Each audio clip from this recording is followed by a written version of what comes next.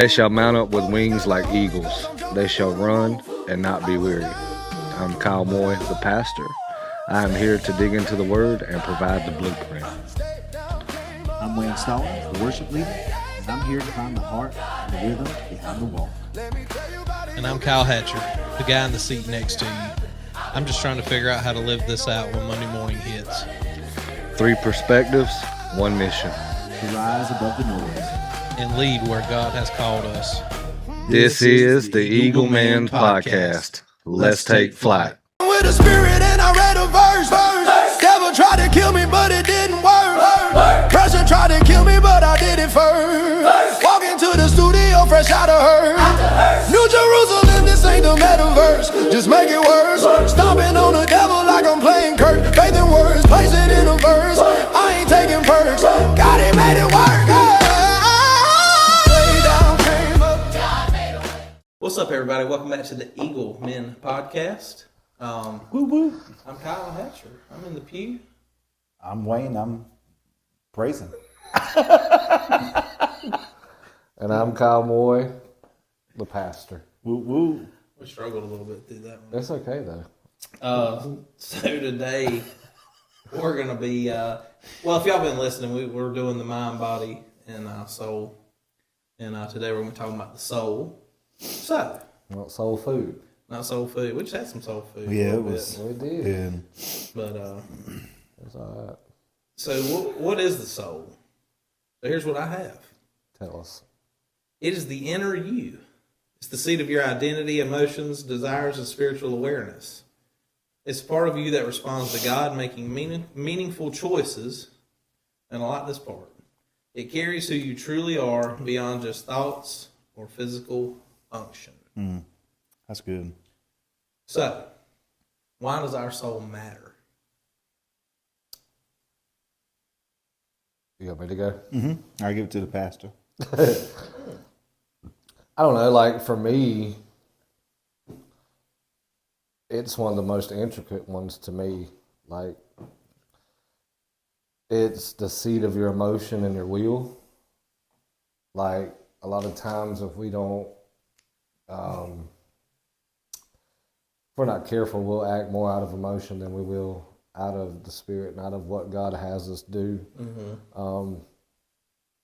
It's a lot of where everything is stored, like your thoughts, and it's responsibility, for salvation. God says, I want your soul, I want your spirit, commend this to me. And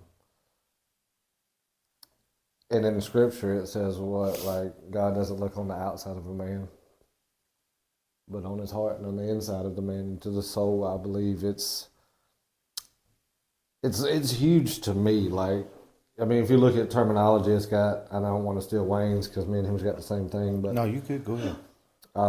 it's in Hebrew, it's nephesh. Basically refers to the whole person, the living being, the living creature. The New Testament, it's, I don't know if the P is silent or what, but it's Psuche, P-S-U-C-H-E. I don't know how y'all would. I wouldn't even attempt it. Yeah. So it refers to life, the inner self, or the seat of personality. And I think it's critical that we understand how important the soul is, because for me, the one thing that jumps out at me is like your identity. This is the thing that the enemy tries to attack when it tries to throw you off of who you are, like who you really are. And that's where a lot of masks begin to be put on and facades begin to form, is when we don't tap into our soul or our spirit and really dig into who God has us be and where our identity truly lies. So if we're not careful, that thing can get twisted. And I believe it's easier to call your body into subjection than to call your soul into subjection.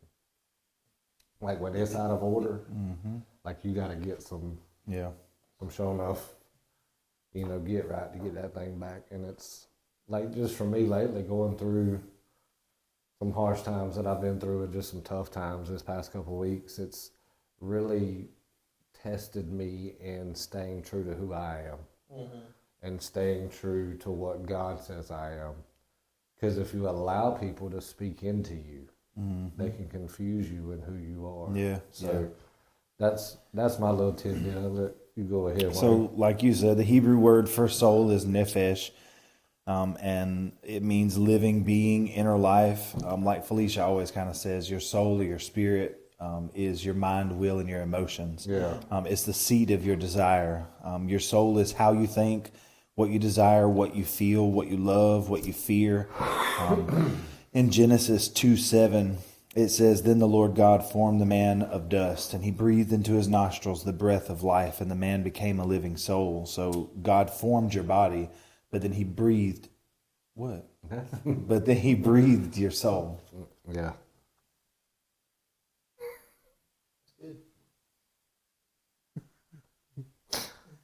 Go ahead, Kyle. What's wrong with y'all? I ain't nothing wrong with me. I didn't do anything. I mean, to me, the soul is who you truly are. You know, and I guess I would compare it to, you know, before I found God, all the things I was mixed up in, that kind of shaped, I guess, you know, stuff I let into my soul, that kind of shaped the person I was. Yeah. And now, you know, that I found God and changed a whole lot of things in my life, you know, I see how I've grown in a lot of different areas, you know, and so I would say the soul is really who you are. I think it matters what you let into your life, you know, because we talked in the last episode about how these things are connected, you know, and kind of coincide with one another. You know, so for me, a big thing now is just, you know, I've been able to let some stuff go in my life. I've gotten through some tough things. You know, I'm in a great marriage. I'm hanging out with some great Christian guys. And I can just tell, like, my soul is better. Right. It's healthier. Yeah. You know, Like for me, once you come to God and he starts to really tap into who he's called you to be, like once my spirit, my soul changed, like my perspective changes on how I see stuff. yeah. Like, because it's easy, like, because whenever you're in the world and people do stuff to you, your automatic reaction is to get them back. Yeah. You know, or respond or react. Like without God, I believe reaction is active, and whenever you get God, he teaches you how to respond. Yeah. Because, you know, one of the scriptures that he kind of pointed out to me was 3 John 1 and 2. It says, "Beloved, I pray that you may prosper in all things and be in health just as your soul prospers." And for me, like, I understand what it looks like being prosperous in my job, being prosperous in relationship. Like, so what would y'all say the fruit of a prosperous soul is? Like when the Bible says, "As your soul prospers," what does that look like? I think for me, it's a heart change. I think that's a big part of it. You know, for me, it's being somebody that used to, I don't think you could really count on me, truly. So, you know, nowadays, I mean, I feel like it's somebody you can turn to, you can count on, that you can go to and talk to, you know, and somebody that you can put faith in, you know. Yeah, just reliability. I mean, that God-centered, you know. I'd agree with you, and I'm going to throw out one of my wife's favorite quotes from a TV show, The Chosen, where Mary is talking to somebody in the show. This is Mary, I guess Magdalene, but not Jesus' mother, not Jesus' mama. But she says, "I was one way, and now I'm completely different." Right. And the thing that happened in between was him. Yeah. Like, I feel like that's kind of your soul prospering. Yeah. I feel And like like- it's and the fruit being off one of it. way. Yeah. Being one way and being completely different. And then the fruit that comes off of it is what you allow him to do in you. Right. I believe. Yeah. I mean, who you allow him, who you are obedient to go and do. Yeah. Like, you know what I mean? Like, Right. if he says, go heal this person, Yeah. you know, or go talk to this person about me, or pay for that lady's groceries, or Yeah. whatever. You know what I mean? Yeah, I feel yeah, like yeah. that's the Pay fruit for of somebody's lunch.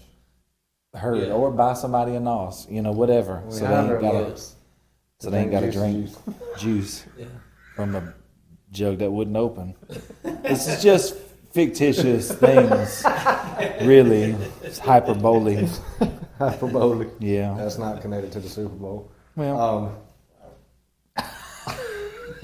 What? I don't know, like, for me, the thing that comes to mind when I hear soul is, like, when you hear that worship song and you hear people say, boy, that ministers to my soul. Yeah. yeah. You know what I mean? Like, there's a difference in, getting the pricklies that run up your neck or whatever.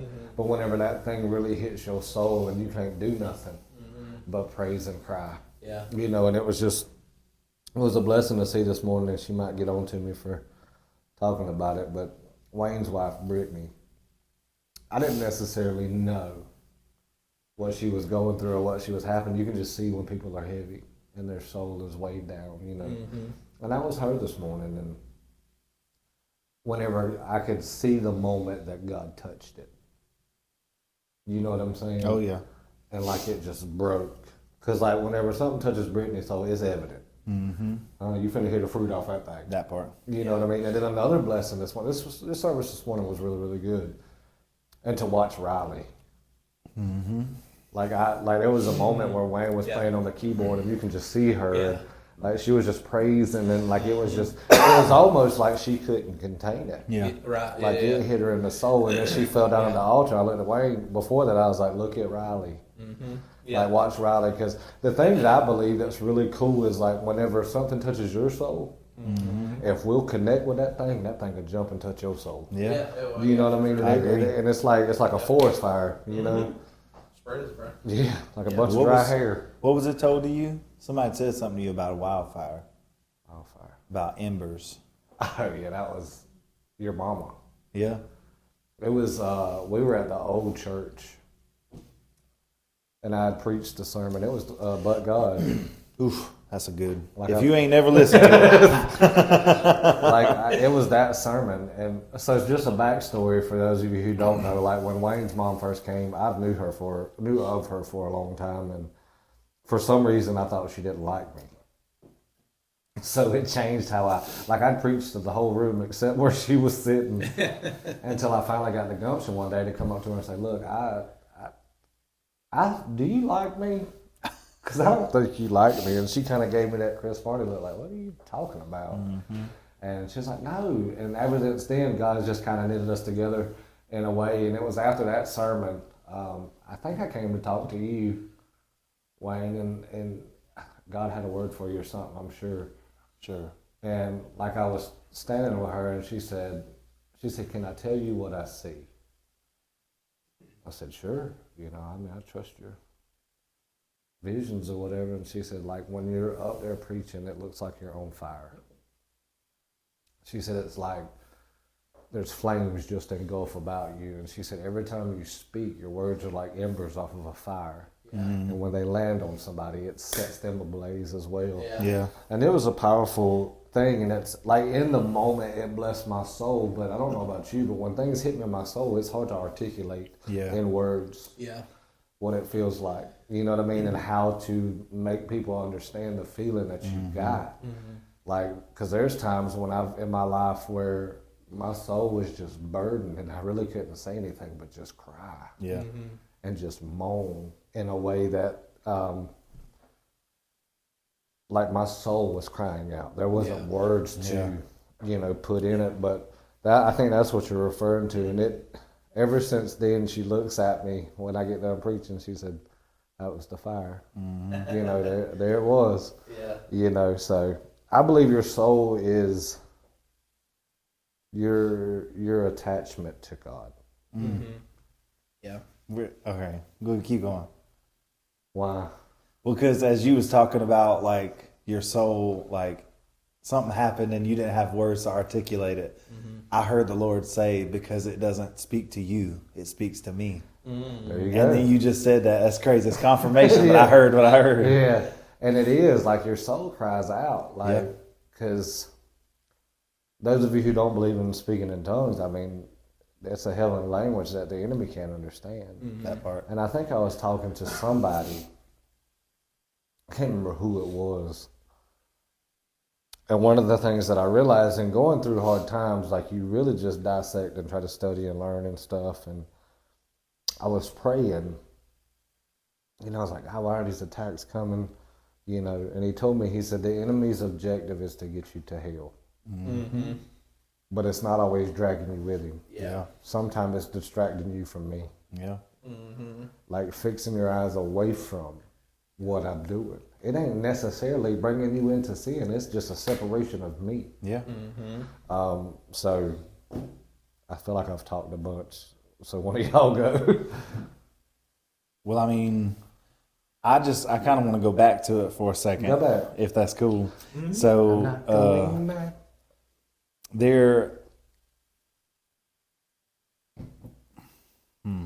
there is a Bible verse that comes to my mind where I think it's David is talking to his soul, and he says, "Bless the Lord, O my soul, and all that is within me, give thanks." Mm-hmm. So I believe that we can call, using the authority that he's given us, we can call our soul into alignment if something is amiss there, if it's not where it's supposed to be, if it's not in the posture. Most definitely. But to go back to like what we kind of said, I don't believe that our soul speaks English. That sounds stupid to say out loud, but I believe that it's because even in the Bible it says, when I don't have the words, when I don't know what to say, It's beyond the English my soul, language. right? Like my soul groans and the Lord understands it. Like I feel like that's our connection to Him. Like that's kind of what speaks to Him in ways that we can't articulate. Whenever something's going on and we don't know what it is, our soul is the one that is kind of the barrier, not the barrier, but the bridge between the two. Yeah, the connection between the two. And I believe because whenever when you do something wrong and you know it in your knower, you feel it. Yeah, you feel it. I feel like there's not like a place next to the kidney. You know what I mean? Where the soul, this is where your soul is. But you just feel it in the pit of your stomach, like I shouldn't have done that, or I did that wrong, or you were telling me to pray for that person, I didn't. Let me tell you what. One time there was this lady that came to Stones, and she was a single woman, I guess. Her husband had just died or something, and she asked us to do something in the back of her van where we had to take some kind of desk and chair out of the back of her van, and there was me and Casey, one of the ladies that works there, and two other dudes that was like running the drills to take out this desk or whatever. Mm-hmm. And the Lord told me very clearly, I want you to pray for her before she leaves. Yeah. And I didn't do it. Yeah. Bro, I went home and bawled like a baby. Yeah. I followed that woman all the way to the edge of town, not even gonna lie, praying that she had to stop by Walmart on the way home, praying that she would stop by a gas station on the way home. But she didn't, and I didn't want to follow her any further because I figured it would be weird if I did. So I turned, but I went home. I just cried. Yeah. Like Britt just held me, and I just cried. And I was like, I should have, and I didn't. He told me to, and I didn't. Yeah. But I felt it right in the pit of my stomach. Yeah. And I'll tell you another thing that kind of blows me away, and what God just spoke to me. There ain't an age limit on it. That part. You're never too young or too old. Yeah. Yeah. And one of the things that calls back to my remembrance, I picked Elijah up from school one day. And, we were pulling out, and we got so he goes to East, the school he goes to, you come out and then it hits to the main thing, and you turn left on 84, and that's going towards our house, but further than that, Stones. Mm-hmm. And we got to the red light to turn left on our road. He said, Daddy, where's Stones at? And I don't know if you remember this. I do. I'll never forget it. And I said, it's like 2 minutes past our house. Mm-hmm. He said, can we go there? And I was like, what you need? What you building, a bird house? What are we doing? He said, no. He said, Wayway works there. I said, yeah. He said, I need to pray for Wayway. And part of me was gonna call Wayne and be like, hey bro, are you busy? Or and I was like, I didn't. I was like, okay, let's go. Yeah. When we put up in the parking lot and he got out the truck, and he spotted Wayne before I did. Mm-hmm. I was like, let's find him. He said, I already see you. Yeah. And he went down and he looked at Wayway. He said, I just feel like I need to pray for you. And broke him to pieces. You know? And me too. And I was Because like, it was a rough. I remember that day. It was a rough day when he pulled up. When he walked, and I had in, no idea. Like I we was hadn't sweating. talked. Bro, Like no, we hadn't. We hadn't. I was sweating. I was throwing around 25-pound buckets of screws. But when he walked in, he was like, I feel like I need to pray for you. Yeah. Bro, just yeah. waterworks. Yeah, it's not. And like I remember the one thing he looked at and said, "It's gonna be okay. Yeah. Like whatever you're going through is gonna be okay." And I'm like, and the thing that hit my soul was, you know, God spoke to me and He said, "You provided the atmosphere where this is okay." That's right. You know what I mean? So whenever people say raise your child up in the admonition of the Lord, this is what it means. Yeah. And it ain't just so they can be a good kid. Right. Yeah. It's so they can carry on the gospel after you're gone. Yeah, I've got in my notes, it says, what consistently captures your attention, devotion, and trust slowly rearranges your inner world. That's a great example. Yeah. Yeah. You know? Well, He's done it to you. Oh, yeah. You know what I mean? Like, we've been over there, and I think it was Gabe, when Gabe was a baby. You know, and you'll hear Kyle's story later, but, like, for him to get in, like, just get in the floor and play, I still got the picture on my phone. Hey. I still got it. And, like, nobody had to say nothing. Gabe couldn't even speak, but it was healing to his soul. Yeah.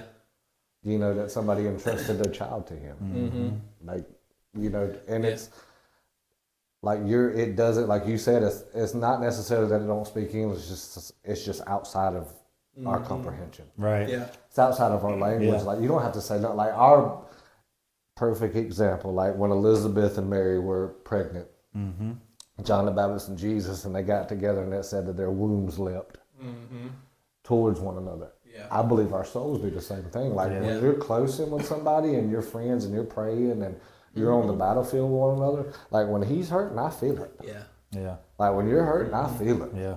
Like and when I'm hurting, y'all feel it. Y'all know. I mean, and we don't even have to say nothing. Like I went down to the altar with him and just laid there. Yeah. Like and not say nothing. Yeah. And both of us bawling. Like God's doing a work and nobody's having to say nothing. Right. That's the beautiful thing about the soul. It's just like it Bears witness. Man, it's wild. Yeah. It is. And I'm gonna be honest with you. Coming into this episode, I was like, I don't know what I'm gonna say. I ain't That got part. notes or nothing. Like, how's this gonna work? But if you just trust Him. Yeah. And the one thing this morning, and I was gonna share it, but Jackie just went right into the song, and I told her I said I was gonna share something. You kind of went into the song. And she said, Jeez, Jackie. she said, I'm sorry. I said, no. I said, it's okay. But the same thing that I was going to say, Felicia said Yeah. Yeah. at communion. Yeah. Like God spoke to me and He said, I'm calling my people to attention. Yeah. He said, and I don't need you to have nothing to say. I just need you to be available. Yeah. I just need you to be ready. Yeah. Be active, be aware, be in the places I'm calling you to be. You don't necessarily have to have the words. Like He told Moses, like, I'll give you what you got to say when you get there. Yeah. Just go. Like, I believe the enemy is really trying to cripple people's awareness to what's happening. Yeah. Right. Like, not in Iran and Israel and all that, like in the spirit realm. Like, it's above all that. Yeah. Like, there's an awakening that needs to happen with His people, and like, you have to be available. And I hear the Lord, like, our souls have been just kind of blocked off. Yeah. Yeah. It's almost like the scripture says, wake ye sleeper. Yeah. You know what I mean? Like, it's time to wake up and be attentive and be ready. Yeah. You know, so, phew. Anyways, I preached March 15th. So a big thing for me is how, so when we went into this, I was confused as to how to go about any of these, studying for them. Yeah, me either. Because I had thoughts in my mind, but I was like, I don't know how to articulate any of this. Right. Like, I don't think it makes sense. But now, even talking about the soul, dude, when we figured out, like we figured out yesterday, we fact checked this, how all these are like intertwined. They are. And now, like talking about the soul, I'm seeing it too. I'm like, okay, Yeah. okay, I see But it. they're intertwined, but like, I didn't know how to depict them as their own thing. Right. Right. Yeah. And like, when you get to talking about it, it's like God just opens your mind up. Yeah. Like, no, this, you know, and just bring it, like the way He brings examples to it, like when Elijah going to pray for Wayne, or, you know, just watching the Spirit of God sit down in somebody. Yeah. You know what I mean? And really take hold to them. Yeah. Like when we allow that, like when we get our body and our mind out the way of it Yeah. and let him minister Yeah. and let him take over. That's good. It's a beautiful thing. Yeah. But we're so closed off. Yeah. What's it going to make me look like? When you get to the point to where you don't care Yeah. what it looks like, Yeah. I just got to get there. I gotta Like get if it's got to be perfect, you ain't never went through no hell in your life. That part. Right. Because there's been some times in my life like, God, I don't care how you get me out. I don't care how this gets resolved. Just do something. Yeah. Like, and there's an old saying, at the end of you, there he is. Like at the end of yours, there he is. You know. Yeah. But What's tough, like Wayne was talking about praying for the lady, like what it does to your soul. You know God's telling you to do this Yeah. or do that, and you don't do it. Mm-hmm. And then like Bro, it ripped me up. Yeah, it's It tough. ripped me up. And then you're like, why didn't I do that? I'm saying, like, it would have been so So easy simple. just been like, man, can I pray for you real quick, please? Yeah. Like, I just feel like the Lord is telling me to pray for you. Can I pray for you? Yeah. and the worst that can happen, She said no. she said, "No, I'm good." Right. Well, she wouldn't have. That was a sweet lady. She cried because we helped her take that desk out. Yeah. She didn't have nobody else to do it. She literally stood there and cried while we worked on it. Yeah. Like, that was the sweetest lady ever. And if I ever see her again, I'm going to pray for her. Getting double prayer. I'm saying you're getting double down, shaking together, running over prayers. I ain't got no oil, but I'm finna get some of these mineral spirits. You gonna Eyes are burning. you gonna smell like acetone, but it's fine. You gonna Hold still real quick. Do you mind staying? yeah. Yeah. Listen, sometimes when the paint separates, there's some oil right at the top. I can There is, just, bro. you know what I mean? It's There right on is. the top. The dibble dabble of that. You know, talking, kind of going back a little bit. One thing that I'm blessed with is that even though I didn't birth them or have any part in making them, my girls love me and they trust me. You're their daddy. And Right. I be trying. You know, You are. And that's the thing that you have to learn. And Felicia's already told you this. Like, once you own that and stop worrying about how they came about, that don't matter. you right. You know what I mean? And just like owning the fact of those are my kids. They are Point blank, period. that part. Yeah. Because you know who ran off the stage when that Riley hit the altar? Mm-hmm. It wasn't nobody else but you. That Right. part. Yeah. And But that's- covered her like a father should. That's all I could see. That's all God spoke to me. Like when you covered her, he took his position. Mm-hmm. And he covered her the way he's called to. Yeah. You know what I mean? He protected her the way he's called to. That's right. Let her know that it was okay. Let her know that she was in a safe place. Yeah. You know, because Riley don't go to the altar a whole lot. Right. Well, it's one of the things that I've been kind of working with her on is that when the Lord tells you to say something, say it. Because her thing is, well, I don't want it to sound stupid, or, I don't want nobody to say, oh, that's not true or that's not right. It's like, if you feel the Lord telling you, say it, And she said, I had that feeling this morning, and I was literally just about to go up and ask somebody for a mic so that I could say what I felt the Lord was telling me to say. And I was like, well, why didn't you? She said, well, Felicia got up and she started speaking and preaching, and then she brought Erica up, and Erica started saying exactly what the Lord had told me to say. And I was like, well, that's confirmation. That's what we call that. And God's just giving you, like you heard me. Yeah. That's what I told her. I said, So that's the next- confirmation. Like the next time you hear me, Don't you ain't doubt got it. to wait. Don't doubt You it. know what I That's mean? what that one mind, one accord thing. Yeah. You know what I'm saying? Yeah. And mean, look that's how how it it was this changed morning. service, though. I'm saying. when we put our agenda to the side, Yeah. and our souls unite, Yeah. Yeah.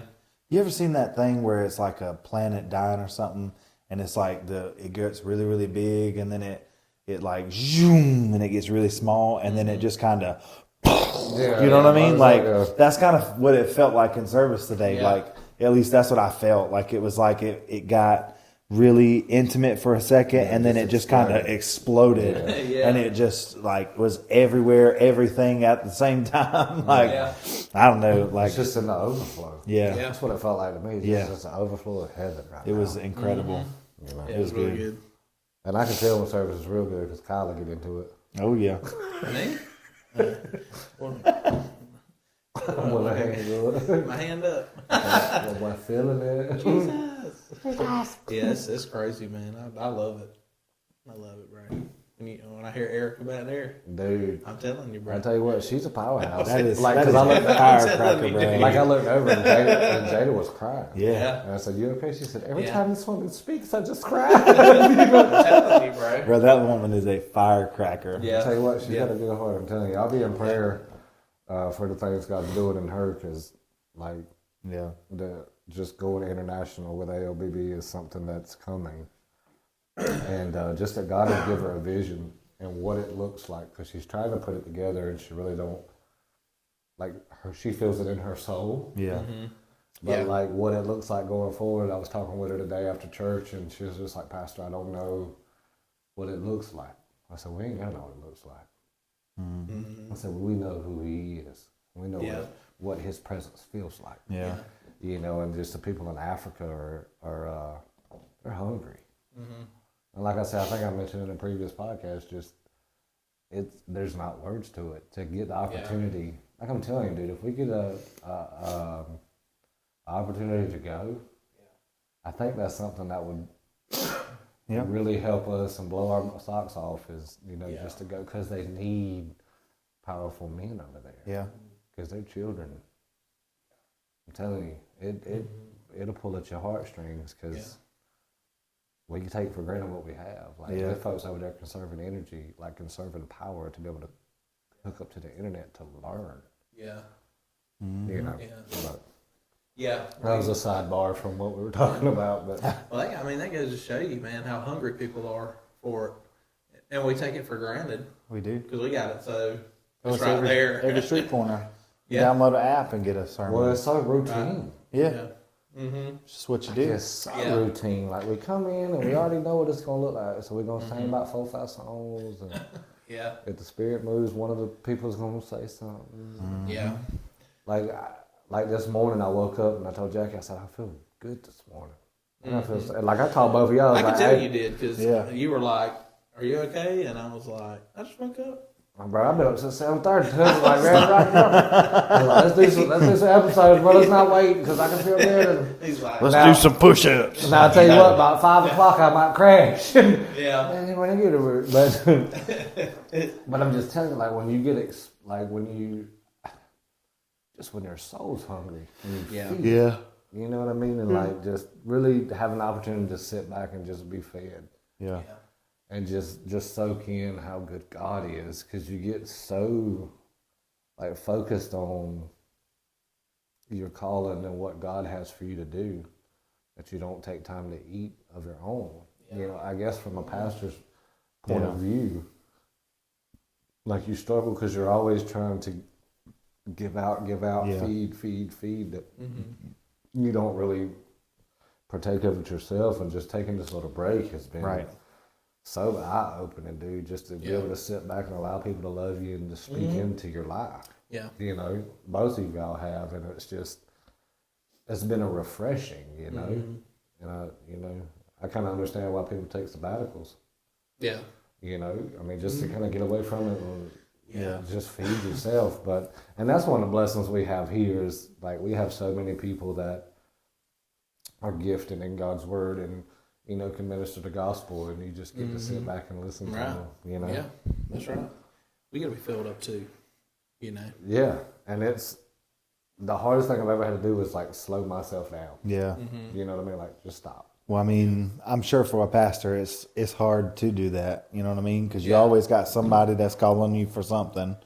You know, you always need prayer. Not that it's a bad thing to do that, right, but I'm just saying, You like, need an outlet. you Everybody need, needs an outlet. you need something too to feed you, Like just the me same and as I Kevin, need me and somebody. Kevin's been friends for a long, long time, but like we've talked about stuff, and but we really never understood what an outlet was and how to do that. Like until I got grown, yeah, like with kids, and y'all came in. It's like I understand what I've been needing all my life. You know, like my wife can't be it. Yeah, right, yeah, I love her to death do us part, but there's just some things that it's not her responsibility. yeah. Yeah. You need the voice. Yeah, and it does. I believe it does us all good. Yeah, I agree. But that, like, if you could just take a second, how bad the enemy attacks it to where we try to not. Yeah.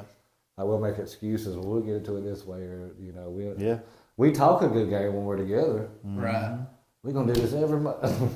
Do you know what I mean? Yeah. And then life be laughing, as Wayne Life said. be laughing. Yeah. But Yeah. Stuff sometimes. you been going that long. But one of the things that I did want to talk about was that the soul is immortal. It's eternal. Right. Yeah. Now it depends on you where your soul is immortal and eternal at. I guess True. it's either going I'll to tell be you this: there ain't real no hot. exercise in hell. Well, Nope. hell is hot. Ain't no water there. Yeah. No Coke, no Sprite, no Gatorade. Did you just make that No, up? you ain't seen that video? No. This lady in church, she's singing, hell is hot, ain't no water there. No Sprite, no Coke, no Gatorade. Dang. Hell is hot, ain't no water there. Man. But yes, the Ecclesiastes 12:7 says the spirit returns to God who gave it. And in Revelation 6:9, John sees the souls of martyrs under the altar. The book of Revelation shows conscious souls after physical death. The soul survives the grave. That's your body dies, but your spirit or your soul lives on somewhere. Yeah. You know, again, it's your choice kind of Right. where you want your soul to live. Yeah, where's your soul gonna have residency at? You That know? part. It might be a triple wide right outside the gates of heaven, or it might be real hot. Yeah, You know. it's kind of on you. You know. Like when you show up to heaven, you don't want to see there's no vacancy sign.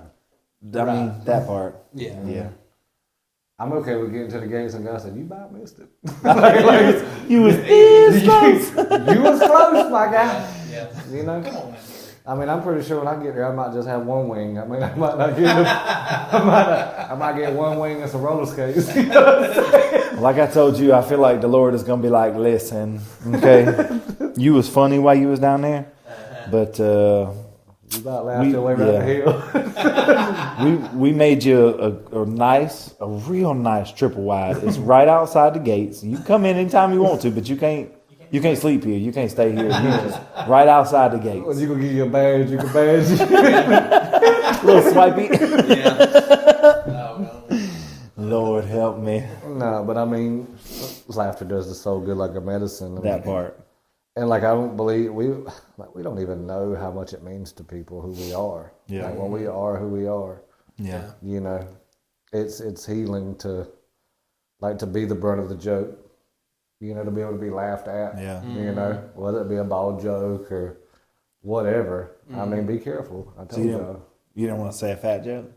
Well, I mean, you wanted to, but you didn't. I will. Well, I you mean, didn't. I You mean, know. just because only thing I do is retaliate because you gave a bald joke. No, but it's all in fun. But I'm just grateful for you guys, man. And, you know, Oh, yeah.